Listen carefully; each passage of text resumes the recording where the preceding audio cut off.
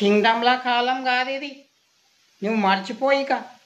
నువ్వు సీఎంగా ఉన్నావు, నీ కొడుకు సీఎం అవుతాడు, మళ్ళీ వాడి కొడుకే సీఎం అవుతాడు, మళ్ళీ వాడి కొడుకే సీఎం అవుతాడు అని అనుకోవద్దు. ఇది ప్రజాస్వామ్యం. అర్థమయ్యిందా?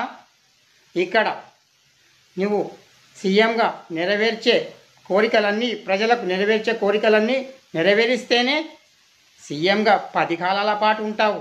5 ఏళ్ళు ఉంటాను, ఇక నన్ను ఎవడు ఏం పీకలేడని అనుకోవద్దు. ప్రజలకు కోపం వచ్చిందనుకో, నీ పదవిని 10 నిమిషాల్లో తీసేసే అధికారం ప్రజలకు ఉంది. ఇది కింగ్డమ్ల కాలం కాదు, మర్చిపో. నేను చెప్పినట్లు ప్రజలకు సేవ చెయ్యి. బ్లాక్ మనీ కోసం ఎగబాకకు. ప్రజల వాగ్దానాలు నెరవేరిస్తే ప్రజల గుండెల్లో చిరకాలం ఉంటావు. అర్థమయ్యిందా?